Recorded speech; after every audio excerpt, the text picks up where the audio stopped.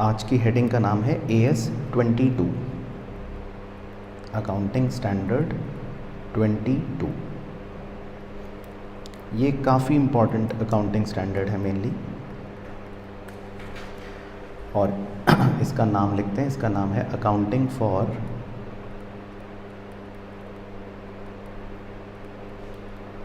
Taxes on income. Accounting for taxes on income. ठीक है, तो पहले कुछ बातें लिखते हैं, फिर आपको समझाता हूँ। सबसे पहले फर्स्ट पॉइंट, फर्स्ट एरो डाल के लिखना, this AS prescribes the accounting treatment of taxes on income and follows the concept of matching। Matching word को या कॉन्सेप्ट ऑफ मैचिंग को ब्लॉक बना लेना। सेकेंड एरो डाल के, the objective of this AS, the objective of this AS is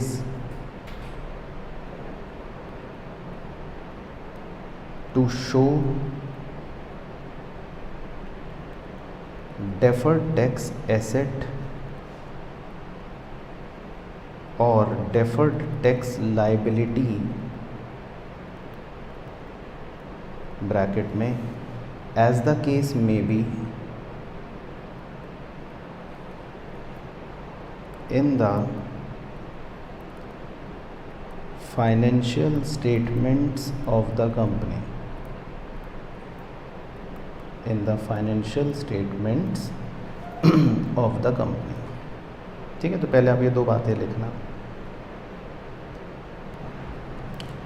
चलो, तो देखो क्या है ये अकाउंटिंग स्टैंडर्ड। आपने शायद बचपन में दो टर्म सुने होंगे, बस सुने होंगे। शायद आपने सुना होगा डेफर्ड टैक्स एसेट, या आपने सुना होगा डेफर्ड टैक्स लायबिलिटी। ये कहाँ सुना देखा होगा? जैसे जब हम कंपनी की बैलेंस शीट देखते हैं शेड्यूल 3 के हिसाब से, तो नॉन करंट लायबिलिटी में एक हेड होता है, सब हेड होता है, मतलब डेफर्ड टैक्स लायबिलिटी, और ऐसी नॉन करंट एसेट में भी एक सब हेड होता है, डेफर्ड टैक्स एसेट। उसके बारे में हमेशा आपको ये बचपन से सिखा दिया जाता है कि भाई ये छोड़ दो, है ना, मतलब ये अभी समझने की उम्र नहीं है, ये समझ में नहीं आएगा, बट फॉर्मेट में होता था। तो अब आप सही उम्र में आ चुके हो अपने, इस अकाउंटिंग स्टैंडर्ड में आपको पूरा यही समझना है बेसिकली। तो इसमें यही होगा। अब आप फाइनली जान जाओगे कि ये क्या राज था इसका, डेफर्ड टैक्स लायबिलिटी और डेफर्ड टैक्स एसेट का। तो ये इसलिए बहुत इंपॉर्टेंट है ऐसे। बाकी इसमें यही लिखा है कि हम this accounting standard prescribes the accounting treatment of taxes on income and follows the concept of matching. Matching concept क्या था? ये जस्ट मतलब रेफरेंस के लिए कि भाई आपको याद है या नहीं, एक बार पूछ लेता हूँ। मैचिंग कॉन्सेप्ट एक हुआ करता था अकाउंटिंग प्रिंसिपल्स में। मैचिंग तो याद है, मैचिंग किसको कहते थे? जैसे कंजर्वेटिज्म प्रिंसिपल होता था, ऐसे मैचिंग भी एक प्रिंसिपल होता था। तो मैचिंग में क्या होता था स्टोरी? हाँ, बिल्कुल सही। मैचिंग लिख लो अगर भूल गए, कि उसमें ही हम ये सीखते थे कि हम अपने रेवेन्यू को मैच करते थे अपने रिलेटेड एक्सपेंस के साथ इन द सेम पीरियड, है ना। तो ये मैचिंग प्रिंसिपल था कि भाई जैसे आपने इस साल कोई रेवेन्यू रिकॉर्ड करा, अब उस रेवेन्यू को रिकॉर्ड करने के लिए या उस रेवेन्यू को करने के लिए कुछ एक्सपेंस हुए आपके, तो वो एक्सपेंस भी आप इसी साल में बुक कर लोगे। ये मैचिंग प्रिंसिपल होता था। तो ये बेसिकली उसी को फॉलो करता है ना। तो ये अब हम सीखेंगे इसमें। तो अब आप ऐसा करना कि पेज के बीचों बीच ऐसा लिखना, एक हेडिंग डाल के इनकम, पेज के बीचों बीच लिखना इनकम, इसको चाहे हाईलाइट कर लो। तो यहाँ से मेनली आपका अकाउंटिंग स्टैंडर्ड शुरू हो रहा है। ऊपर की बात तो जस्ट एक नॉर्मल बात थी, इनकम। तो इनकम जो होता है वो बेसिकली आपका दो टाइप का होता है। तो एक बार मैं दोबारा से सारी बात बता देता हूँ। देखो, AS 22 में बेसिकली हम सीखते हैं अकाउंटिंग फॉर टैक्सेस, है ना, जो टैक्स लगता है। तो इसमें हमारा जो मेन ऑब्जेक्टिव है वो है डेफर्ड टैक्स एसेट और डेफर्ड टैक्स लायबिलिटी, ये दोनों के बारे में पढ़ना सीखना है ना। अब हमने शुरुआत कहाँ से करी? सबसे पहले मैंने ये बताया कि जो इनकम होती है, जैसे हमारी जो भी इनकम है कंपनी की, वो दो तरह की हो सकती है। एक को हम बोलते हैं अकाउंटिंग इनकम। अकाउंटिंग इनकम वो हो गई जो हम अपनी बुक्स में खुद निकाल रहे हैं। तो हमने अपना लेट से P&L बनाकर अपना नेट प्रॉफिट निकाल लिया 100 रुपये। लेकिन ज़रूरी तो नहीं है कि टैक्स अथॉरिटीज़ हमारा P&L मान लेंगी। तो हो सकता है उनके हिसाब से हमारा नेट प्रॉफिट निकलना चाहिए लेट से 120 या 80, कुछ भी हो सकता है। तो पॉइंट ये है कि जो हम इनकम निकालते हैं अपनी बुक्स में और जो टैक्स अथॉरिटी इनकम निकालती हैं अपनी बुक्स में, उसमें कुछ डिफरेंस हो सकता है। दोनों अलग अलग हो सकती हैं, क्योंकि वो कुछ खर्चे डिसअलाउ कर देते हैं या उनके कुछ रूल्स अलग होते हैं और हम अपने रूल्स फॉलो करते हैं। मतलब कोई भी रीज़न हो सकता है। अब वो जो डिफरेंस होते हैं हमारे और उनकी इनकम के बीच में, उसको हमने दो कैटेगरी में डिवाइड कर लिया। एक को बोल दिया टाइमिंग डिफरेंस, एक को बोल दिया परमानेंट डिफरेंस। टाइमिंग डिफरेंस का मतलब है, मैंने एग्जांपल दिया, जैसे हम अपनी बुक्स में लेट से 30 रुपये के डेप्रीसिएशन को हर साल 10 करके रिकॉर्ड कर रहे हैं। लेकिन इनकम टैक्स वाला कह रहा है कि आपको 30 रुपये के डेप्रीसिएशन को यूनिट्स के हिसाब से करना है। वो कह रहा है 15, 10, 5। तो इसमें क्या हो गया कि पहले साल मेरी इनकम बुक्स में ज़्यादा आएगी, टैक्स वालों की कम आएगी। लेकिन आखिरी साल मेरी इनकम बुक्स में कम आएगी, टैक्स वालों की ज़्यादा आ जाएगी, क्योंकि उन्होंने खर्चा कम लगा रखा होगा। तो मतलब ये सिर्फ समय का हेरफेर हो गया। टेक्निकली 30 रुपये मैंने भी लगाए खर्चे में, उन्होंने भी लगाए, लेकिन मेरी इनकम थोड़ा अलग तरह से चलेगी, उनकी इनकम अलग तरह से चलेगी। लेकिन जो परमानेंट डिफरेंस होता है, परमानेंट डिफरेंस का मतलब ये हो गया कि मैंने अगर 100 रुपये अपना प्रॉफिट दिखा रखा है और इनकम टैक्स वालों ने मेरे कुछ खर्चे डिसअलाउ कर दिए, उनके हिसाब से प्रॉफिट 120 है, तो अब तो फिर ये हमेशा हमेशा यही डिफरेंस बना रहेगा। ऐसा नहीं है कि अगले साल वो मेरी बात मान जाएंगे। तो ये परमानेंट डिफरेंस हो गया।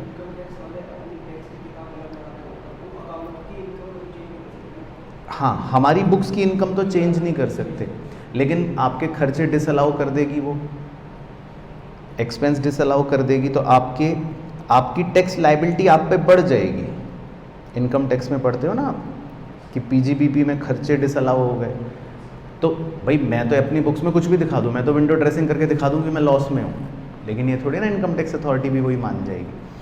तो अगर कुछ ऐसे डिफरेंस हैं जो परमानेंट नेचर के हैं, तो फिर वो परमानेंट डिफरेंस होंगे। अब उसके नीचे बस हमने कुछ फॉर्मूले लिखे हैं, मतलब ये दोबारा से रिपीट कर देता हूँ, जो हम अभी समझेंगे, इनको अभी समझा नहीं है, तो ये आप लिख लो बस, चाहे लिख रहे थे। Deferred tax liability when accounting income is greater than taxable income, deferred tax asset when accounting income is less than taxable income, tax expense is equal to current tax, current tax बोलते हैं जो income tax rules के हिसाब से बनता है, उसको current tax बोलते हैं, प्लस डेफर्ड टैक्स जो हम अभी सीखेंगे इस AS में। और एक और छोटा सा स्टेटमेंट फार्मूला बनाए, ये आप स्टेटमेंट की तरह बना सकते हो, उसमें ऐसे बना लो चाहे, ये एक स्टेटमेंट होता है, हम इसका एक क्वेश्चन करेंगे तब उसमें आपको समझ आ जाएगा। तो ये एक बेसिकली स्टेटमेंट होता है जिसमें हम अपने प्रॉफिट एंड लॉस को शो करते हैं। तो ये एक स्टेटमेंट का रूप दे देते हैं, ठीक है ना। तो पहले हम एक एग्जाम्पल करेंगे, उससे अपनी बातों को समझाते हैं आपको। तो आप ऐसा करना, फ्रेश पेज में हॉरिजॉन्टल करना, क्योंकि आपके लेंथ छोटी, मतलब विड्थ ज़्यादा चाहिए। तो इस एग्जाम्पल को आप अपने रजिस्टर में हॉरिजॉन्टली करना। तो एक ऐसी छोटा सा एग्जाम्पल लिखते हैं, machine cost 1,50,000, life is equal to 3 years, tax is equals to 40%, और नीचे दे रखा है as per income tax rules comma depreciation is fully allowed in first year. As per income tax rules, depreciation is fully allowed in first year. ठीक है, अभी लिख लेना, दिमाग मत लगाना। तो अब आप ऐसी सॉल्यूशन लिख लो। तो सॉल्यूशन में मैं आपको तरीके से समझाता हूँ। तो इसके लिए आप अपने पूरे पेज को ना मतलब ऐसे 4 कॉलम्स में डिवाइड कर लो। पहला कॉलम, दूसरा कॉलम, तीसरा थोड़ा छोटा भी बना सकते हो, और चौथा कॉलम।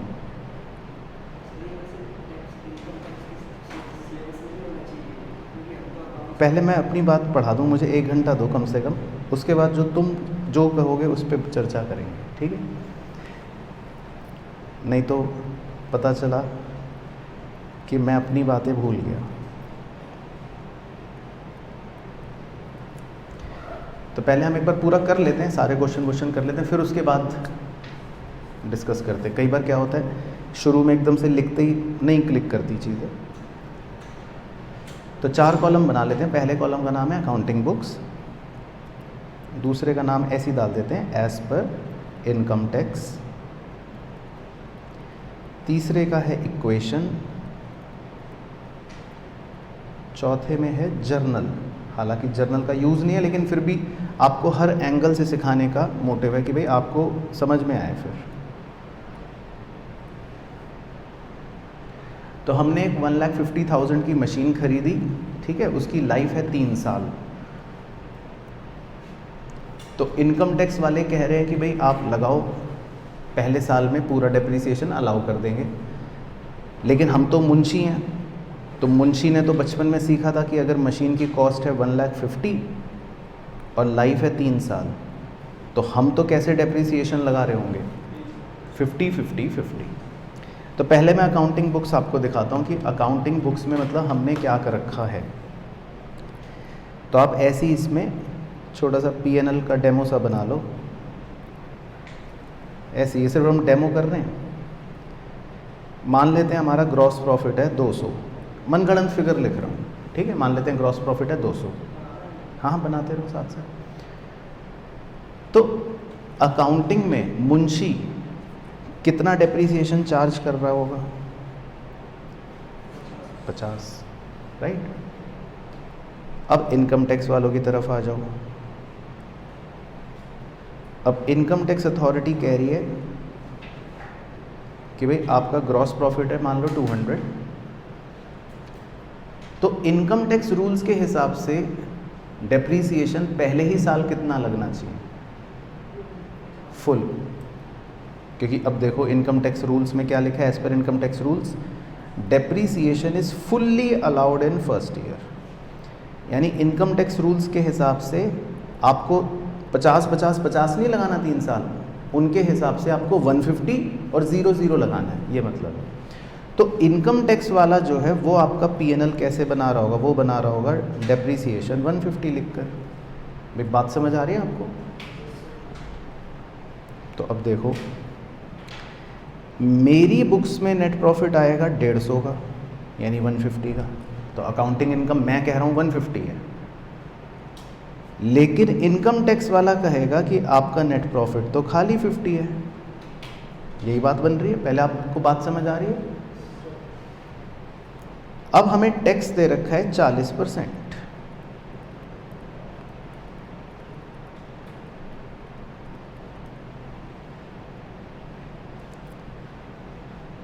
तो मैं अपनी बुक्स में क्या टैक्स मान रहा हूँगा कि भाई 150 इनकम है और 40% टैक्स देना पड़ेगा, तो 60।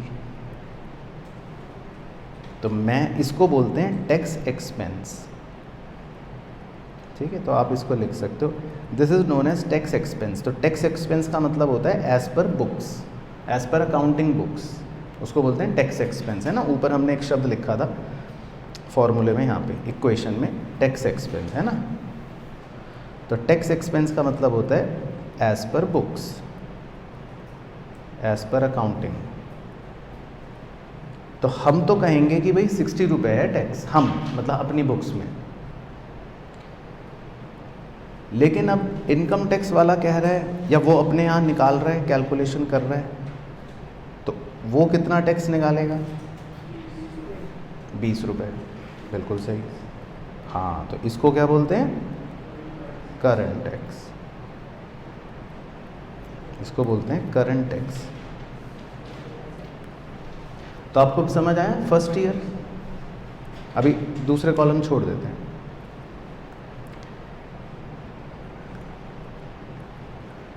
अब उसके बाद पहले सेकेंड ईयर और समझा दूँ। अब दूसरे साल मान लेते हैं मैं फिर अकाउंटिंग कर रहा हूँ, सेकेंड ईयर मान लेते हैं मैं फिर अपना पीएनएल बना रहा हूँ, और दूसरे साल लेट से मेरा फिर से जीपी 200 है। तो मैं तो अपनी बुक्स में कितना डेप्रिसिएशन चार्ज करूँगा दूसरे साल भी? 50। तो मेरा नेट प्रॉफिट तो फिर से मेरी बुक्स में कितना आएगा? 150। और मेरे हिसाब से टैक्स 40% फिर से कितना आ जाएगा? 60, जिसको हम कहते हैं टैक्स एक्सपेंस। तो मेरा तो सेकेंड ईयर भी ऐसे ही रहने वाला है। तो मैं दूसरे साल फिर से 50 रुपये डेप्रिसिएशन चार्ज कर लूँगा, और मैं ये मान लूँगा कि 60 रुपये मेरा टैक्स बन गया। लेकिन इस बार इनकम टैक्स वाला देखो क्या कर रहा होगा, वो आप भी सोचो लॉजिकली। वो क्या कर रहा होगा? वो तो मान लेते हैं ग्रॉस प्रॉफिट 200 लिख के कहेगा भाई डेप्रिसिएशन कुछ नहीं है, आपने तो पहले फर्स्ट ईयर में पूरा अलाउ कर लिया। तो उसका तो नेट प्रॉफिट भी कितना ही आ रहा होगा? 200। तो वो कहेगा लाओ भाई लाओ 40% टैक्स, कितना? 80, यानी कि करंट टैक्स।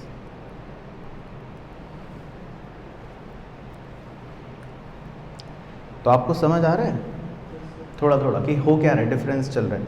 और थर्ड ईयर भी बना लेते हैं लोग एक बार, और थर्ड ईयर भी कंप्लीट कर लेते हैं, तो पूरी कहानी ही कंप्लीट हो जाएगी। आगे के कॉलम बाद में बना लेंगे। अब थर्ड ईयर में अगर मैं फिर से वही बात करूं और फिर से वही फिगर ले लूं, तो मेरे पीएनएल में मान लेते हैं ग्रॉस प्रॉफिट है 200, तो मैं कितना डेप्रिसिएशन थर्ड ईयर में चार्ज कर रहा हूँ? 50। और मेरा नेट प्रॉफिट फिर से कितना आ रहा होगा? 150। तो मैं अपनी बुक्स के हिसाब से कितना टैक्स मान रहा हूँ? 60, है ना। फिर से मेरे लिए तो मैं ये समझ रहा हूँ कि मेरा टैक्स एक्सपेंस है 60।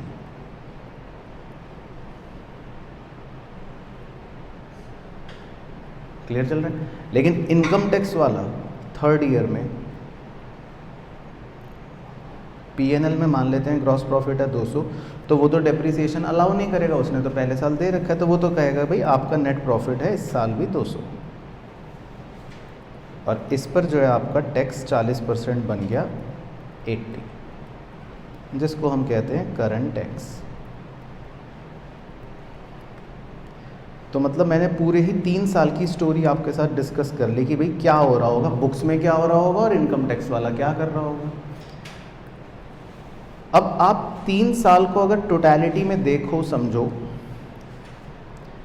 मेरी बुक्स में टैक्स एक्सपेंस पहले साल भी था 60, दूसरे साल भी था 60, तीसरे साल भी था 60, तो 60 60 60 मतलब मैं अपनी बुक्स में टोटलिटी में 180 टैक्स दूंगा। लेकिन इनकम टैक्स वाला मुझसे पहले साल सिर्फ कितना टैक्स लेगा? 20। लेकिन अगले साल कितना लेगा? 80, और उसके अगले साल 80। तो अगर आप इनकम टैक्स वाले की फिगर्स जोड़ो कि 20 और 80 और 80, तो कितना बन गया? 180। तो लिया तो उसने भी मुझसे 180 ही है, मैंने दिया भी 180 ही है, लेकिन आगे पीछे हो गए। बात समझ आ गई? तो अब देखना बड़े ध्यान से, अब मैं फर्स्ट ईयर से शुरू करूँगा। तो इक्वेशन जो है ना, इक्वेशन इसमें वो लिखना है जो हमने वो इक्वेशन लिखी थी, ये वाली। पहले ये लिखवा देता हूँ दोस्त, पहले ये वाली इक्वेशन लिखते हैं। देखो क्या लिखी हुई है, tax expense is equal to current tax plus deferred tax, है ना। तो अब ये कैसे बनेगी इक्वेशन, देखो अब मेरी बुक्स में मैं क्या सोच रहा हूँ कि टैक्स लाइबिलिटी कितनी है, 60 की है ना। मेरी बुक्स में मैं ये सोच रहा हूँ, पहले चलो लिख देता हूँ, tax expense is equals to, क्या है formula, current tax plus deferred tax, है ना। तो मेरी बुक्स में मैं क्या सोच रहा हूँ कि कितना टैक्स देना है, 60, लेकिन इनकम टैक्स वाले ने मांगे सिर्फ 20। लेकिन मुझे मन में पता है कि जो 40 मेरे बच गए ना अभी, वो आज नहीं तो कल देने तो पड़ेंगे बाद में। तो देखो अब ये क्या बन रही है कहानी, टैक्स एक्सपेंस है 60 which is equal to current tax है 20, और ये जो 40 है बेसिकली जिसको हम डेफर्ड टैक्स कह रहे हैं, तो this is known as basically deferred tax liability.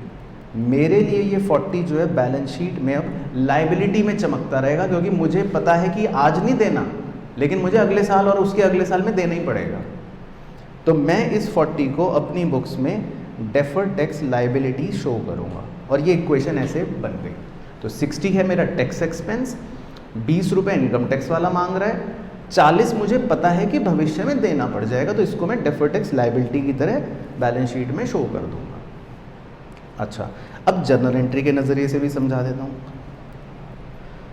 ऐसे लिखने के लिए P&L डेबिट 60, क्योंकि मेरा एक्सपेंस कितना है 60, वो तो P&L में तो मैं तो 60 बुक करूँगा। 2 करंट टैक्स लाइबिलिटी, तो ये 20 रुपये तो मुझे अभी देने, तुरंत देने, तो ये तो मेरी करंट टैक्स लाइबिलिटी बन गई, मतलब जिसको आप करंट लाइबिलिटी भी कह सकते हो, या जिसको आप बचपन में प्रोविजन फॉर टैक्स कह देते थे कि भाई करंट लाइबिलिटी है, मुझे 20 रुपये तो अभी देने हैं, और जो 40 बच गए वो तो बाद में देने हैं, उसको क्या बोल दूंगा, डेफर्ड टैक्स लाइबिलिटी। तो वो बैलेंस शीट में नॉन करंट लाइबिलिटी में शो हो जाएगा। तो ये मेरी एंट्री बन गई। तो P&L में 60 रुपये टैक्स एक्सपेंस चार्ज हो गया, 20 रुपये की करंट टैक्स लाइबिलिटी हो गई, 40 रुपये की डेफर्ड टैक्स लाइबिलिटी हो गई, मतलब मुझे 40 रुपये बाद में भविष्य में देने पड़ेंगे, ये पक्का है। तो इस तरह से स्टोरी बन गई। अच्छा, अब देखो सेकेंड ईयर देखना ध्यान से, सेकेंड ईयर। अब सेकेंड ईयर में क्या हो रहा है, देखो मेरा टैक्स एक्सपेंस मेरी बुक्स में तो है 60, लेकिन इस बार इनकम टैक्स वाला तो 80 मांगेगा, है ना। तो अगर मैं इस बार की इक्वेशन बनाऊं, तो tax expense 60 which is equal to current tax 80 plus deferred tax. अब डेफर्ड टैक्स जो है इस बार मेरे लिए -20 है, क्योंकि ये मेरे लिए अब एक तरह से डेफर्ड टैक्स एसेट है, क्योंकि मैं ऑलरेडी 40 पहले लाइबिलिटी शो कर चुका हूँ। तो अब 20 रुपये ये जो है, दिस 20 इज़ नोन एज, या नेगेटिव जो यहाँ ऐसी नेगेटिविटी में शो हो रहा है, इसको हम बोल देंगे डेफर्ड टैक्स एसेट।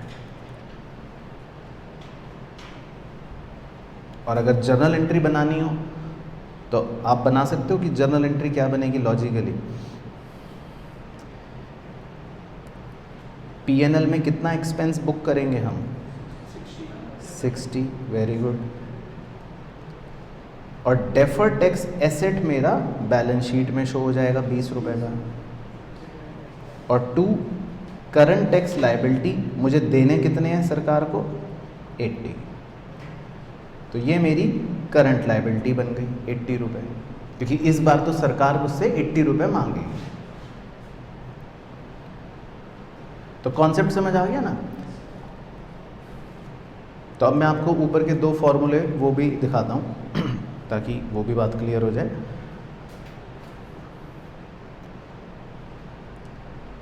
तो अब रटने वाले बच्चों के लिए, ये तो हो गया कॉन्सेप्चुअल तरीका, लेकिन रटने वाले बच्चों के लिए डेफर्ड टैक्स लाइबिलिटी कब क्रिएट होती है, अगर जिसको रटना हो तो उसका फॉर्मूला है कि डेफर्ड टैक्स लाइबिलिटी कब क्रिएट होती है, जब अकाउंटिंग इनकम ज़्यादा हो टैक्सेबल इनकम से। तो जैसे अगर आप ईयर 1 चेक करोगे तो ईयर 1 में अकाउंटिंग इनकम कितनी थी 150, लेकिन टैक्सेबल इनकम कितनी थी 50। तो जब अकाउंटिंग इनकम ज़्यादा होती है तब डेफर्ड टैक्स लायबिलिटी क्रिएट हो जाती है। और ईयर 2 में क्या हुआ, ईयर 2 में अकाउंटिंग इनकम थी 150 लेकिन टैक्सेबल इनकम थी 200। तो जब अकाउंटिंग इनकम छोटी रह जाती है, कम रह जाती है, तो क्या क्रिएट हो जाता है, डेफर्ड टैक्स एसेट। ये रटने का तरीका हो गया कि डेफर्ड टैक्स लायबिलिटी कब क्रिएट होगी, जब अकाउंटिंग इनकम ज़्यादा होगी, और डेफर्ड टैक्स एसेट कब बनता है, जब अकाउंटिंग इनकम कम हो। क्लियर हो गया ना लॉजिक के साथ। ईयर 2 में डेफर्ड टैक्स एसेट क्रिएट हो रहा है। और इसी तरह ईयर 3 तो सेम ही रहेगा। तो 60 इज इक्वल टू 80 और -20 का मतलब हो गया वही। अगेन यहाँ पर ये क्या है आपका डेफर्ड टैक्स एसेट, और जर्नल एंट्री भी सेम ही रहेगी ईयर 2 वाली। तो 3 साल बाद जाके मेरी किताब मैच हो जाएंगी, यानी कि डेफर्ड टैक्स एसेट और डेफर्ड टैक्स लायबिलिटी आपस में कट जाएंगे। वो कैसे कटेंगे वो भी दिखा देता हूँ अभी, पहले आप लेकिन ये लिख लो। तो तीसरे साल में मेरी इक्वेशन भी सेम रहेगी, जर्नल एंट्री भी सेम रहेगी। तो मतलब सिर्फ आपको समझाने के लिए ऐसे, अगर फर्स्ट ईयर एंड में बैलेंस शीट का नज़ारा होगा तो उसमें डेफर्ड टैक्स लायबिलिटी कितनी चल रही होगी 40, एक साल बाद की, एक साल बाद की बैलेंस शीट में ये होगा। फिर 2 साल बाद की बैलेंस शीट में, क्योंकि अब एक डेफर्ड टैक्स एसेट क्रिएट हो गया 20 का, तो अब हम इस लायबिलिटी को खाली कितना शो कर देंगे 2 साल बाद 20। और 3 साल बाद की बैलेंस शीट में फिर से दोबारा जब एक डेफर्ड टैक्स एसेट क्रिएट हो गया 20, तो अब ये बैलेंस शीट में ख़त्म हो जाएगा। तो 3 साल बाद बैलेंस शीट से डेफर्ड टैक्स लायबिलिटी समाप्त हो जाएगी। तो ये इस तरह से बैलेंस शीट प्रेजेंटेशन भी 3 वर्षों की चल रही होगी। पहले साल लायबिलिटी शो हो रही होगी 40 की, दूसरे साल भी लायबिलिटी शो हो रही होगी लेकिन सिर्फ 20 की, और तीसरे साल जो है ये 0 हो गई होगी। क्लियर हो गया पॉइंट। चलो बाकी क्वेश्चंस कर देंगे तो उससे और क्लैरिटी हो जाएगी, लेकिन मेन कॉन्सेप्ट इसमें यही होता है डेफर्ड टैक्स लायबिलिटी का और डेफर्ड टैक्स एसेट का। तो ये रटने वाली चीज़ एक बार दोबारा रट लो ताकि याद रहे। तो डेफर्ड टैक्स लायबिलिटी कब होगी, जब अकाउंटिंग इनकम ज़्यादा हो, और डेफर्ड टैक्स एसेट कब होगा, जब टैक्सेबल इनकम ज़्यादा हो, है ना। चलो तो बाकी अब क्वेश्चंस करेंगे, वो सारे इंपॉर्टेंट हैं बुक के, फिर देखते हैं एक बार। चलो तो पहले हम करते हैं इलस्ट्रेशन 1 है, इसमें हमें 4 क्वेश्चंस डिस्कस करने हैं, चारों इंपॉर्टेंट है लेकिन फिर भी स्टार लगा लेते हैं। ये एग्ज़ाम में भी आया है सेम क्वेश्चन, फिगर बदल के, है ना। हाँ अब नॉर्मल करने हैं अब तो फ्रेश पेज से ही शुरू कर लेते हैं, है ना। Rama limited has provided the following information. बड़े ध्यान से करेंगे, इसमें मैं रटवाऊंगा नहीं, इसको पूरा अंडरस्टैंडिंग से करेंगे। Depreciation as per accounting record. देखो हमने अपनी बुक्स में जो डेप्रीसिएशन रिकॉर्ड करा है वो है 2 lakh. Depreciation as per income tax record, लेकिन इनकम टैक्स वाले के हिसाब से है 5 लाख। उसके बाद ये पॉइंट इंपॉर्टेंट है, unamortised preliminary expense as per tax record, मतलब इनकम टैक्स वाले के हिसाब से अनअमोर्टाइज्ड प्रिलिमिनरी एक्सपेंस। अच्छा अब इससे हमें क्या इंटरप्रेट करना है वो समझाता हूँ। देखो अनअमोर्टाइज्ड का मतलब है कि इनकम टैक्स वाला कह रहा है, मतलब उसके हिसाब से कि प्रिलिमिनरी एक्सपेंस जो है वो अमोर्टाइज नहीं होने चाहिए। अनअमोर्टाइज का मतलब है अनअमोर्टाइज्ड, मतलब अमोर्टाइज नहीं होने चाहिए।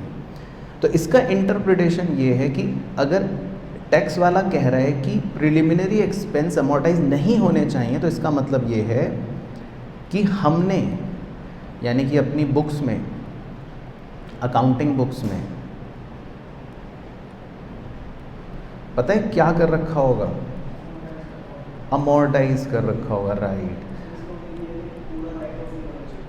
हाँ, इसका मतलब ये है कि हमने खर्चा डाल रखा होगा, हमने प्रिलिमिनरी एक्सपेंस को अमोर्टाइज कर रखा होगा अपने बुक्स में, लेकिन इनकम टैक्स वाला कह रहा है कि भाई प्रिलिमिनरी एक्सपेंस अनअमोर्टाइज्ड होने चाहिए, मतलब कि इन्हें अमोर्टाइज नहीं होना चाहिए, ये मतलब हो गया। तो आपको इस बात का इंटरप्रिटेशन क्लियर हो गया कि हमने ये कर रखा है, हमने ये कर रखा है, हमने इसको खर्चा दिखा रखा है। और इसी तरह पहले पॉइंट की अगर बात करूं, वो भी यहीं कवर कर देता हूं। और हमने डेप्रीसिएशन का कितना खर्चा दिखा रखा है? 2 लाख। तो ये तो हैं हम, ठीक है। लेकिन अगर मैं उसकी बात करूं, इनकम टैक्स वाले की, इनकम टैक्स वाला, उसके हिसाब से मेरा पीएनएल कैसा होना चाहिए वो भी इधर बना के दिखा देता हूँ। उसके हिसाब से मेरा पीएनएल होना चाहिए, प्रिलिमिनरी एक्सपेंस तो नहीं होने चाहिए, और उसके हिसाब से डेप्रीसिएशन कितना होना चाहिए? 5 लाख। तो वो कह रहा है कि ऐसे बनाओ, ये है इनकम टैक्स वाला। पहले आपको मीनिंग समझ आया, अभी हमें सॉल्यूशन नहीं निकाले, मीनिंग समझ आ गया। अब देखो, पहले मैं थोड़ा लॉन्ग प्रोसेस करूँगा, लेकिन बाद में शॉर्ट भी सीखेंगे। मान लो, अब मनगढ़ंत फिगर लिख लेता हूँ, लेट से मेरा ग्रॉस प्रॉफिट है 10 लाख, मेरा ग्रॉस प्रॉफिट है 10 लाख, ठीक है। तो अब अगर ग्रॉस प्रॉफिट में 10 लाख एज्यूम कर रहा हूँ लेट से, तो मेरी बुक्स में मेरी इनकम कितनी आ रही होगी? 770। लेकिन इनकम टैक्स वाले के हिसाब से इनकम कितनी आनी चाहिए? 5 लाख। तो पहले आपको बात समझ आई, पूरी कहानी क्लियर हुई। अब इसमें जो हमने रटा, अकाउंटिंग इनकम है 770 और टैक्सेबल इनकम है 5 लाख। अब मैं अपने हिसाब से टैक्स लगाऊंगा, वो अपने हिसाब से टैक्स लगाएगा। एक बार टैक्स देख लेता हूँ कितने % दे रखा है। तो वो कह रहे हैं, अच्छा यहाँ दे रखा है टैक्स रेट इज़ 50%। तो मैं अपने हिसाब से टैक्स लगाऊंगा 50%, तो कितना आएगा? 385। और वो अपने हिसाब से टैक्स लगाएगा 50%, तो कितना आएगा? 2.5 लाख। तो बिल्कुल क्लियर चल रहा है, कहीं कोई दिक्कत तो नहीं। तो मेरी बुक्स में जो टैक्स निकला है, हम उसको बोलते हैं क्या? Tax expense. Very good. Income tax वाला जो निकालता है उसको हम क्या बोलते हैं? Current tax. Very good. तो क्वेश्चन इसमें आपसे 4 या 5 नंबर में ये पूछ रहा है, how much deferred tax asset या लाइबिलिटी शुड बी रिकॉग्नाइज्ड। तो बस आपको ये बताना है कि इसमें डेफर्ड टैक्स एसेट होगा कि लाइबिलिटी होगी। Very good. तो एक तो लाइबिलिटी, क्योंकि आपको पता लग गया कि अकाउंटिंग इनकम ज़्यादा है, और कितनी लाइबिलिटी होगी डेफर्ड टैक्स, इन दोनों का डिफरेंस कितना? 1.35। Very good. तो क्लियर हो गया। तो ये लेकिन लॉन्ग तरीका था, मतलब ये मैंने पूरा समझाने के लिए हिसाब से करवाया है। अब एग्ज़ाम में हमको लेकिन इस तरह नहीं करना, ये तो समझाने के हिसाब से करा। हम सीधा कैसे कर सकते हैं? हम सीधा मतलब डिफरेंशियल पर टैक्स लगा के भी निकाल सकते हैं। जैसे अब इसी बात को अगर हम दूसरे नज़रिए से देखें, समझें कि हम कैसे इसको और एनालाइज कर सकते हैं। अगर मैं ये कह रहा हूँ कि मेरी बुक्स में खर्चा है 2 लाख, लेकिन इनकम टैक्स वाला कह रहा है कि खर्चा लो 5 लाख, यही मतलब है। तो इसका मतलब मैं ये भी कह सकता हूँ कि मेरी बुक्स में 3 लाख से इनकम ज़्यादा होगी। इस बात को ये भी कहा जा सकता है कि भाई 3 लाख से अकाउंटिंग इनकम ज़्यादा होगी, इस बात को ऐसे भी कहा जा सकता है, राइट। तो अगर मैं सीधा 3 लाख से जो अकाउंटिंग इनकम ज़्यादा है, क्योंकि तो मुझे ये तो पता ही है कि डेफर्ड टैक्स लायबिलिटी बनेगी क्योंकि अकाउंटिंग इनकम ज़्यादा है, तो मैं सीधा इसका अगर 3 लाख का ही 50% कैलकुलेट कर लूँ तो डेफर्ड टैक्स लायबिलिटी कितनी आ जाएगी? 1.5 लाख। पहले ये हो गया एक बात। ठीक है। अब दूसरी बात, अनअमोर्टाइज्ड प्रिलिमिनरी एक्सपेंस 30,000। अब इसको एनालाइज करो, हम कह रहे हैं खर्चा है तो हमारी इनकम कम आएगी, इनकम टैक्स वाला कह रहा है खर्चा नहीं है तो उसकी इनकम ज़्यादा आएगी। क्लियर है? तो इसका मतलब इस 30,000 के लिए मैं कह सकता हूँ इस 30,000 की वजह से अकाउंटिंग इनकम कम होगी, क्योंकि हम तो इसको खर्चा दिखा रहे हैं तो हमारी इनकम कम हो रही होगी। इनकम टैक्स वाला खर्चा नहीं दिखा रहा तो उसकी इनकम ज़्यादा हो रही होगी। तो हमें इससे ये पता लग गया कि इसका मतलब क्या बन रहा होगा, डेफर्ड टैक्स एसेट। तो मैं सीधा इस 30,000 का अगर 50% निकाल दूंगा तो मेरे को डेफर्ड टैक्स एसेट पता लग जाएगा कितना, 15। तो मेरा 1.5 लाख का DTL है, 15 का DTA है, तो ऑटोमेटिकली बैलेंस शीट में हम सिर्फ क्या शो करेंगे, नेट अमाउंट 135। ठीक है। तो एग्ज़ाम में वैसे करके दिखाना पड़ता है, हाँ, कि भाई इसका क्या इफेक्ट है, उसका क्या इफेक्ट है और नेट आंसर क्या है ना। बाकी ये तो मैंने एनालाइज करने के लिए सिखा दिया था, तो क्लियर हो गया हर एंगल से। तो आप प्रेजेंटेशन ऐसे ही नोट कर लेना अपने रजिस्टर में, मैं सॉल्यूशन दिखा देता हूँ आपको, तो आप ऐसे ही नोट कर लो फटाफट, इसी को बना लो तो प्रैक्टिस भी हो जाएगी। वो बाय डिफ़ॉल्ट सारे टाइमिंग ही होते हैं, तो आपको ये टाइमिंग डिफरेंस शो करने की वैसे ज़रूरत नहीं है। तो बस आप पहला पॉइंट लिख लेना, एक्सेस डेप्रीसिएशन 3 लाख रुपए, DTL 150, और दूसरा पॉइंट अनअमोर्टाइज्ड प्रिलिमिनरी एक्सपेंस 30,000 रुपये और DTA 15,000। तो नेट आंसर ये आ जाएगा बस। तो शो इस तरह से कर लो आप, तो इसी को नोट कर लो आप। चलो ठीक है, तो ये तो हो गया आपका एक क्वेश्चन सिंपल। इसके बाद है क्वेश्चन नंबर 2, इस पर आप लिख लेना 100%, मतलब ये क्वेश्चन बिल्कुल मस्ट है, इसको ज़रूर करके जाना, ये बहुत इम्पॉर्टेंट क्वेश्चन है। ठीक है, तो इसमें आपको काफ़ी चीज़ें सीखने को भी मिल जाएंगी।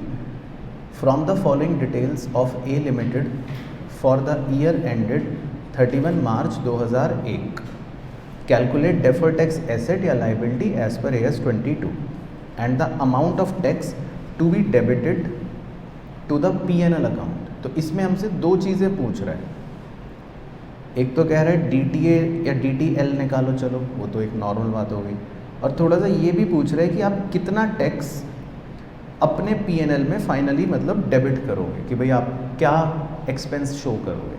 ठीक है, तो वो भी हम बता देंगे। ठीक है, लेकिन वो जानकारी क्या क्या दे रहा है, बड़े ध्यान से सुनना आप। देखो, अकाउंटिंग प्रॉफिट मतलब मेरी बुक्स में प्रॉफिट आ रहा है 6 लाख। ठीक है, book profit as per MAT बोले तो मिनिमम ऑल्टरनेटिव टैक्स। तो मैट का कॉन्सेप्ट तो आपने पढ़ रखा होगा इनकम टैक्स में थोड़ा सा। तो मैट का कॉन्सेप्ट ये होता है, मैं आपको बेसिक बता देता हूँ, ये भी इनकम टैक्स का ही नियम है। जैसे एक बार नीचे वाला पॉइंट भी कवर कर लो, profit as per income tax act, चलो पूरे ही पढ़ लेते हैं एक बार। उसके बाद दे रखा है टैक्स रेट 20% और मैट रेट 7.5%। देखो, मैं मैट का पहले कॉन्सेप्ट बता देता हूँ। ठीक है, इसकी टैक्स की 500 रुपये फीस अलग से जमा करवा देना। तो मैट का कॉन्सेप्ट ये होता है बेसिकली कि जैसे आप नॉर्मली तो PGBP में और वो सब करते ही हो, ये है वो है ये है वो है कर कुरा के आपने इनकम निकाल दी मान लो किसी बिजनेस की। ठीक है, अब कंपनी की जो भी फाइनली इनकम निकली उस पर सरकार कहती है कि भाई हम 20% अब टैक्स लेंगे आपसे। तो ये एक तरीका हो गया। सरकार एक दूसरा ऑप्शन भी देती है, कहती चलो आपको ऐसे नहीं देना तो एक दूसरे तरीके से आपकी इनकम कैलकुलेट करेंगे हम, लेकिन उसमें आपके जो खर्चे खुर्चे होते हैं ना वो अलाउ नहीं करते, वो मतलब कुछ करते हैं कुछ नहीं करते, वो अपने नियम है वो छोड़ो। लेकिन उसमें जो भी प्रॉफिट निकलेगा तो उसमें रेट बहुत कम लगाती है सरकार, लेकिन उसमें उनका पेतरा ये होता है कि इनकम ज़्यादा निकल रही होती है। और अगर आपने वो ऑप्ट कर ली स्कीम तो उसका नाम ही है मिनिमम ऑल्टरनेटिव टैक्स। तो मान लो इसमें आपका टैक्स आ रहा है 20,000 लेट से, और उसमें आपका टैक्स आ रहा है कितना आ रहा है, 7.5% निकालना है एक बार, 37,500।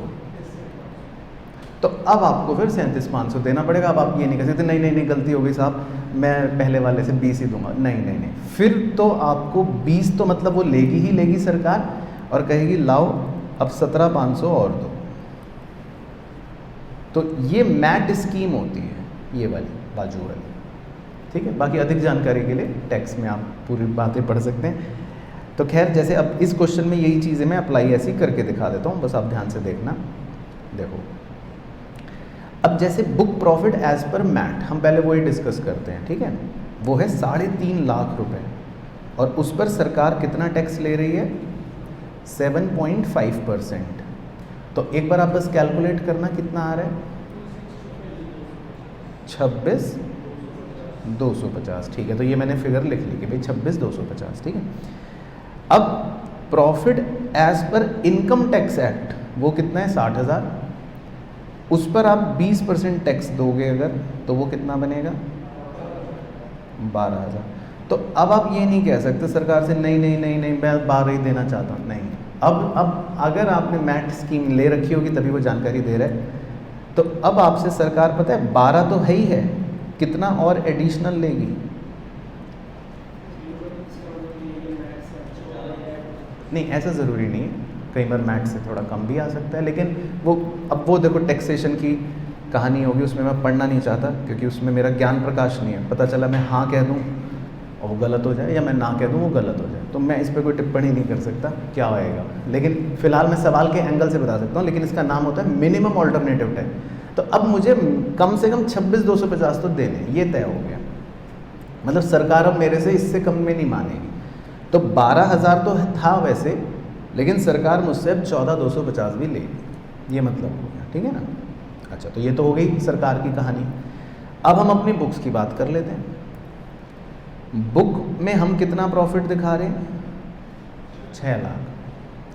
तो हमारा 6 लाख के हिसाब से 20%, हमारा कितना टैक्स बनेगा, 1,20, ठीक है। तो पहले तीनों फिगर क्लियर हो गई। अब उसने दो चीज़ें पूछी थी, एक तो पूछा था कि AS22 के हिसाब से बताओ कि कितना DTA या DTL बनने वाला है। तो पहले मैं AS22 का मतलब DTA DTL की डिस्कशन कर लेता हूँ। तो देखो, हमारी अकाउंटिंग इनकम है 6 लाख, राइट, और हमारी टैक्सेबल इनकम है 3.5 लाख इनकम टैक्स के हिसाब से। तो वही रट्टू तोता, तो अकाउंटिंग इनकम ज़्यादा है, टैक्सेबल इनकम कम है, तो क्या बनेगा वो तो पता ही चल गया, लायबिलिटी DTL बन जाएगा। Very good. अब अकाउंटिंग इनकम में आपका टैक्स आ रहा था 1,20, तो ये आपका टैक्स एक्सपेंस हो गया। फॉर्मूला था tax expense is equal to current tax, नहीं वो कितना आ रहा था जो 3.5 लाख के हिसाब से बन रहा था वैसे, 12,000। तो अब हमें पहले इक्वेशन लगानी है। मैट का एंगल तो अलग है, मैट का एंगल तो अलग है, लेकिन मैट का एंगल हटा दें अगर, तो वैसे कितनी इक्वेशन बनती है हमारी, 12,000। 20,000 था करंट टैक्स, हाँ 60,000 था ना इनकम, तो उसका 20%, हाँ 3, अच्छा वो 60,000 था, ओह सॉरी, टैक्सेबल इनकम 60,000 थी, राइट, ठीक है। तो उसका 20% टैक्स आ गया था 12,000। तो अब हमारा DTL कितना बना होगा या बनेगा, 1,08,000। तो हम ये कहेंगे कि हमारा DTL जो बनेगा वो कितना बन जाएगा, 1,08,000। तो ये तो हो गया खाली AS22 के हिसाब से DTL निकालना, पहले क्लियर हो गया AS22 के हिसाब से। अब उसने लेकिन ये पूछा था कि आप ये बताओ कि आपका अमाउंट ऑफ टैक्स कितना डेबिट होगा PNL में। नहीं, बताओ उत्कर्ष भाई, हमारा कितना टैक्स हम डेबिट करेंगे PNL में, मतलब हमें PNL में जो टैक्स एक्सपेंस दिखाना है वो कितना होगा। पहले देखो इसकी जर्नल एंट्री करके दिखाता हूँ। इसकी जर्नल एंट्री क्या सिखाई थी आपको, P&L debit tax expense, 2 current tax liability तो 12 और 2 DTL 1/8। पहले आप इससे एग्री कर रहे हो, यहाँ तक तो कोई भी दिक्कत परेशानी नहीं है। अब जब सरकार ने मैट के नियम लगाए, ये वो हुआ, ये वो हुआ, ये वो हुआ, तो सरकार की तरफ से आपके पास एक नोटिस और आ गया। सरकार कह रही है लाओ भी लाओ, करंट टैक्स लाइबिलिटी आपको 14,250 और देनी है। यही था बात कि भाई आपको सरकार को कितने रुपए और देने पड़ेंगे, 14,250, क्योंकि मैट के अनुसार आपकी टैक्स कितनी बन रही थी, 26,250। तो अब सरकार कह रही है कि भाई आपको 14,250 और देने पड़ेंगे। तो मैट की वजह से आपके ऊपर एक इस एंट्री का बोझ और पड़ गया। मैट की वजह से ये एंट्री आई, नहीं तो मेरा तो मजे से आंसर इधर निकल चुका था ये। लेकिन मैट की वजह से, ड्यू टू मैट प्रोविजंस की वजह से मेरे ऊपर उस एंट्री का बोझ और आ गया। वो मैट ना होता तो मेरा आंसर खाली ये हो जाता। तो समझ गए बात आप? तो आप ऐसे ही नोट कर सकते हो इसको पहले अपने समझने के लिए। तो पहले तो हमने क्या निकाला, देखो DTL, वो तो ऐसे निकल गया कि accounting income 6 lakh, taxable income 60,000। तो हमें पता लग गया कि हमारा DTL कितना बन जाएगा, 1,08,000। और फिर आप ये दोनों एंट्री नोट कर लेना, तो आपको क्लियर हो जाएगा कि मैट की वजह से, ड्यू टू मैट, 14,250 हमें एक्स्ट्रा और देने पड़े मैट की वजह से। तो अब बताओ उत्कर्ष भाई सेकंड पार्ट का आंसर। तो P&L में कितने रुपए डेबिट हो गए,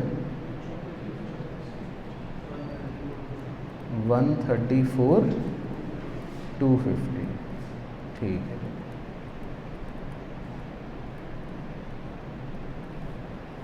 तो ये आप नोट कर लो, एंट्री भी नोट कर लेना। हालांकि सॉल्यूशन का वैसे पार्ट नहीं है, लेकिन आपकी अपनी अंडरस्टैंडिंग इससे और बेहतर हो जाएगी। चलो ठीक है ना। तो ये एक इम्पॉर्टेंट क्वेश्चन था। तो अगर मैट ना देते तो आपका आंसर खाली ये लेफ्ट पोर्शन हो जाता। तो एक बार दिखा देता हूँ आंसर किताब का भी। तो देखो आपको यहाँ पर दे भी रखी है बातें। पहले तो उन्होंने टैक्स कैलकुलेट करके दिखा दिया है ना, अकाउंटिंग वाला, इनकम टैक्स वाला और देखो मैट वाला। बाकी फिर DTL तो वही इक्वेशन बना दी। तो DTL आ गया अपना 1,08,000। और P&L में जब डेबिट करना है तो P&L में आपको डेबिट करना पड़ेगा 1,34,250, क्योंकि मैट की वजह से आपको एक्स्ट्रा 14,250 देने पड़े। ये मैट का चक्कर आ गया। क्लियर हो गया? चलो उसके बाद है इलस्ट्रेशन 3। ये करते हैं, ये भी एक बड़ा ही इम्पॉर्टेंट क्वेश्चन है। इसका हमने कॉन्सेप्ट भी बनाया था, तो इस क्वेश्चन से समझेंगे वो। चलो तो ये पढ़ते हैं। इसमें देखो लिखा है, बड़े ध्यान से पढ़ना। PQR limited accounting year and on 31st March।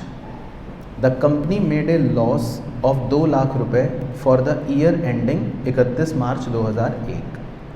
तो इसका मतलब है कि 31 मार्च 2001 में इस कंपनी को 2 लाख रुपए का लॉस हो गया।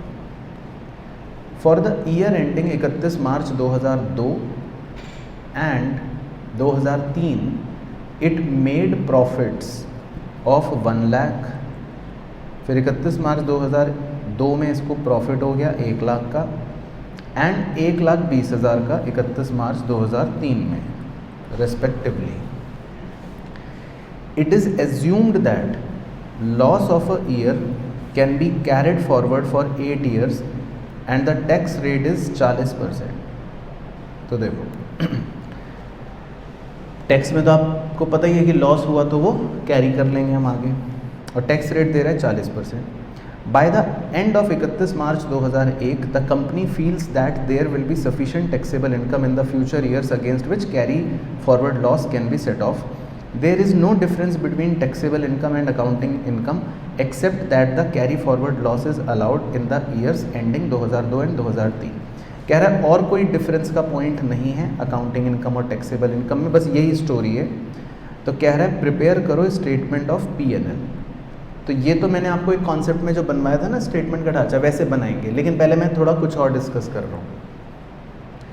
देखो पहले बड़े ध्यान से देखना, सिर्फ समझने के लिए कर रहे हैं, स्टेटमेंट अलग बनवाऊंगा। अगर मैं अपनी बुक्स की बात करूं तो मेरी बुक्स में पहले साल कितना लॉस आ रहा है, 2 लाख का, अगले साल कितना प्रॉफिट आ रहा है, 1 लाख का, और उसके अगले साल कितना प्रॉफिट आ रहा है, 1,20 का, है ना। तो अगर मैं अकाउंटिंग के नज़रिए से देखूं 40% टैक्स के हिसाब से, मतलब अगर मैं मुंशी हूँ, लास्ट ईयर से शुरू कर देता हूँ, तो 1,20 वाले में मैं कहूँगा कि 48 टैक्स है, एक वाले में मैं कहूँगा 40,000 टैक्स है, और नेगेटिव 2 लाख में मैं कहूँगा कि नेगेटिव 80,000 टैक्स है, एक तरह से।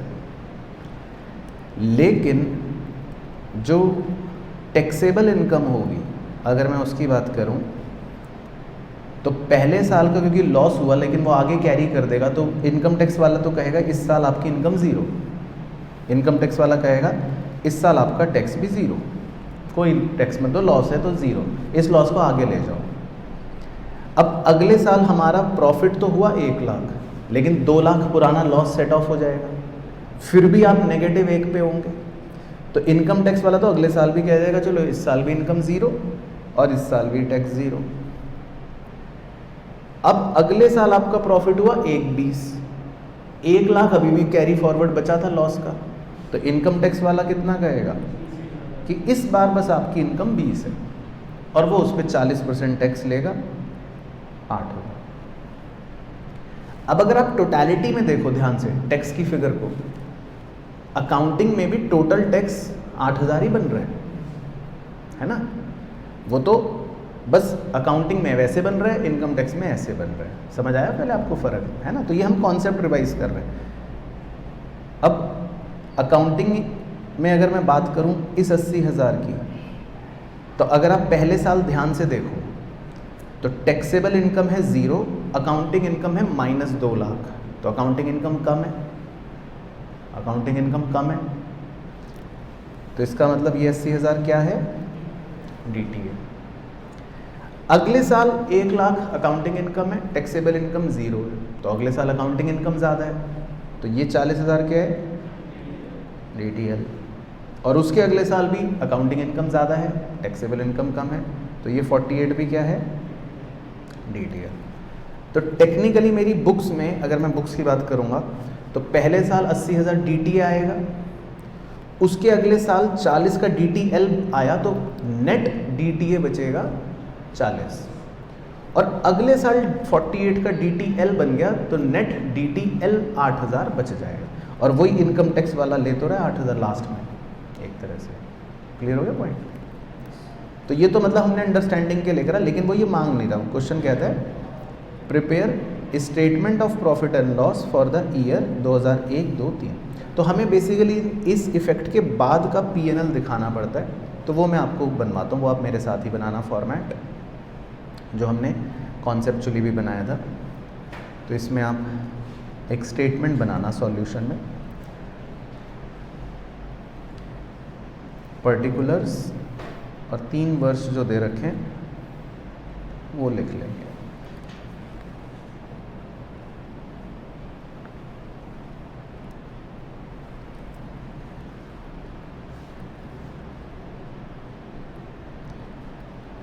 मार्च 2001, 31 मार्च 2002 और 31 मार्च 2003।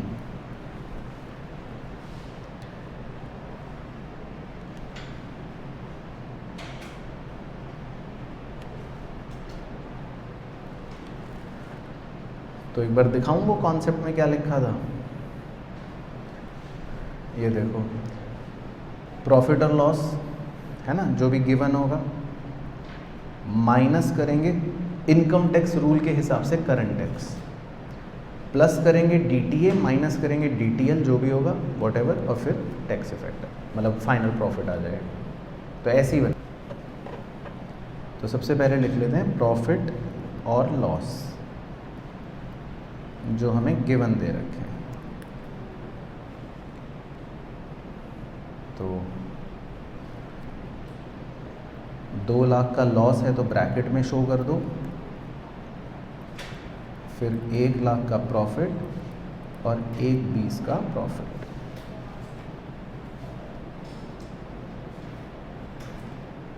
उसके बाद माइनस क्या करना है, करंट टैक्स। करंट टैक्स मतलब जो इनकम टैक्स वाला लेगा, तो वो देखो हमने समझने में ऊपर निकाल लिया था। इनकम टैक्स वाला कितना टैक्स लेगा, 0, 0 और 8, तो वो आप ऐसे लिख सकते हो 0, 0 और 8, है ना, माइनस कर दो, प्लस DTA, शॉर्ट में लिख लो अभी, तो एग्ज़ाम में पूरा लिखना, और माइनस DTL जो हम अपनी बुक्स में बना रहे होते, तो वो भी हमने ऊपर समझने के टाइम पे निकाल लिया था। तो पहले साल 80,000 DTA था, और बाकी 2 साल में 40 का DTL और 48 का भी DTL। तो DTA है 80, तो ऐड कर देना, और DTL माइनस कर देना 40 और 40।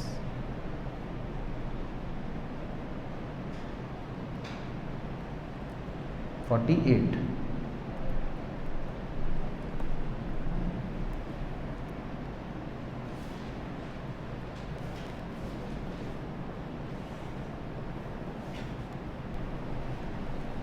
अच्छा, इसमें 1 सेकेंड, हाँ,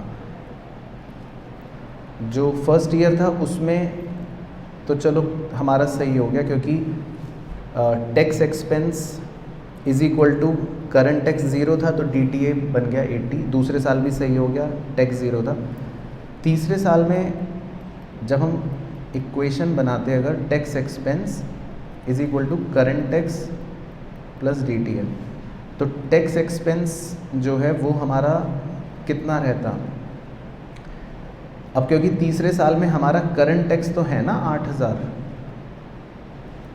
तो DTL हमको यहाँ पर वो लिख दिया मैंने 48 समझाते समय, लेकिन वो 48 नहीं आएगा, 40 आएगा, क्योंकि पहले साल की इक्वेशन में तो करंट टैक्स 0 था, तो DTL भी 40 ठीक बन गया था सीधा। पहले साल की इक्वेशन में भी करंट टैक्स 0 था, तो वो DTA ठीक बन गया था, -80 सीधा। लेकिन तीसरे साल में करंट टैक्स 8,000 है ना, तो मेरा टैक्स एक्सपेंस तो 48 रहेगा। तो DTL जो है लास्ट ईयर में, मतलब वो मैंने लिख 48 दिया था जल्दी के चक्कर में, पर टेक्निकली वो कितना होगा DTL सिर्फ 40, क्योंकि थर्ड ईयर में 8,000 तो हमारा क्या होगा, करंट टैक्स। तो थर्ड ईयर वाला आप DTL मतलब ठीक कर लेना, 48 लिख दिया था मैंने तब, 48 मत लिखना उसको, आप DTL को 40 लिखना, 40।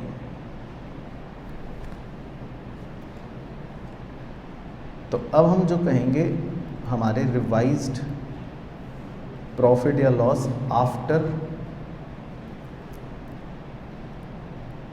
टैक्स,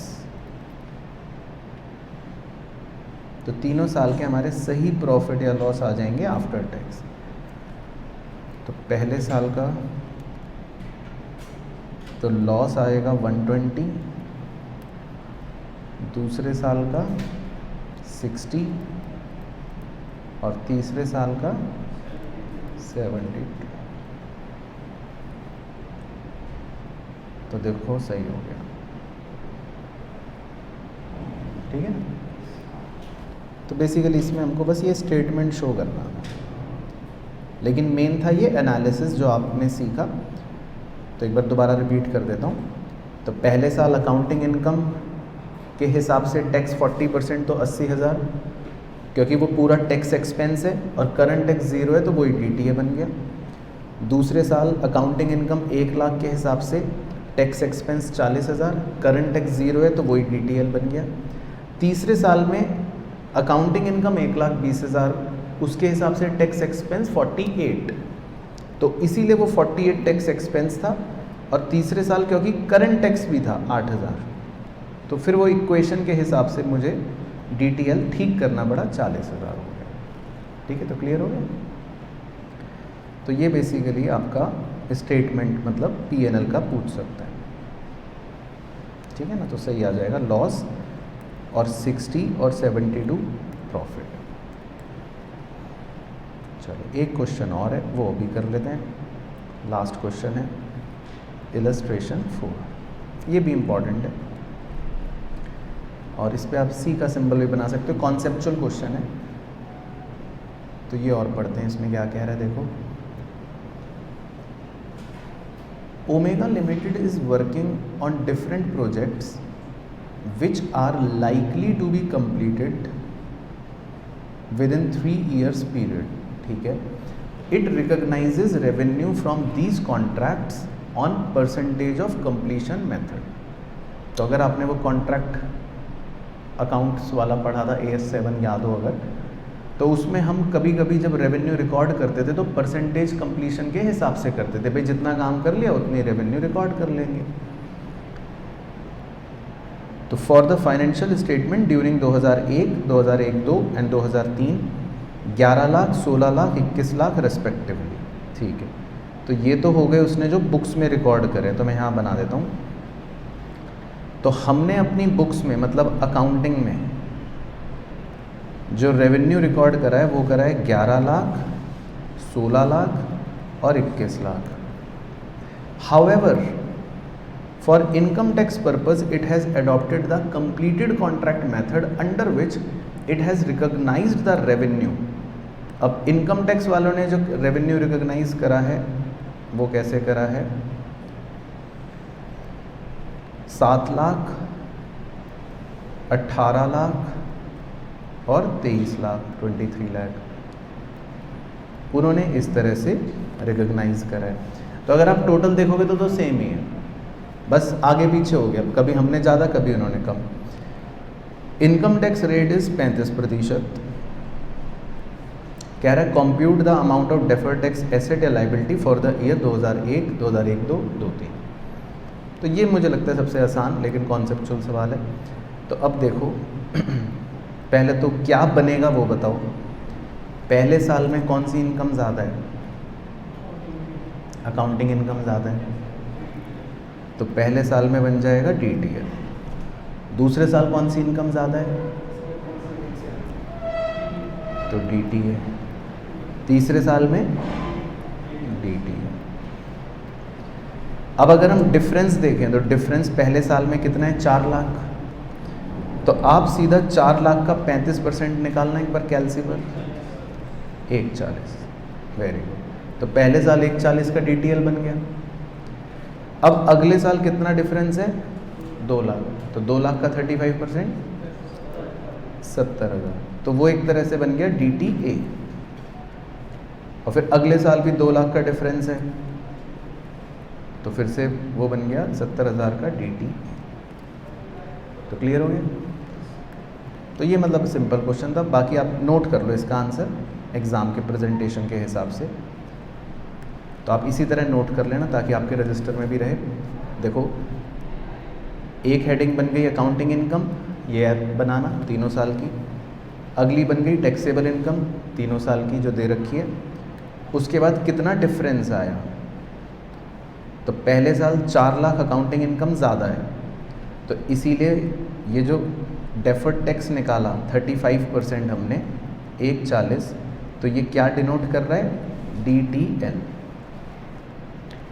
उसके अगले साल डिफरेंस है -2 लाख। -2 लाख मतलब टैक्सेबल इनकम ज़्यादा हो गई, तो ये 70,000 जो बना ये क्या बन गया, DTA। लेकिन अभी भी बैलेंस शीट में बैलेंस किसका चल रहा होगा, 70,000 DTL का, क्योंकि पहले साल था 140, इस साल 70,000 DTA बन गया तो नेट बचा DTL। और फिर दोबारा से अगले साल डिफरेंस 2 लाख और फिर आपका 70,000 का बन गया DTA। तो अब बैलेंस शीट के अंदर क्या वैल्यू बचेगी, तो DTL ख़त्म हो जाएगा। तो आप सॉल्यूशन इसी तरह से नोट कर लेना, है ना, मतलब ये एग्ज़ाम का तरीका हो जाएगा। बट समझ आया मेन खेल। तो ये कॉन्सेप्चुअल क्वेश्चन था। कि एक्चुअल में DTL कैसे बनता है, DTA कब बनता है। तो जब अकाउंटिंग इनकम ज़्यादा तो DTL, जब अकाउंटिंग इनकम कम तो DTA, है ना। तो बस ये नोट कर लो आप।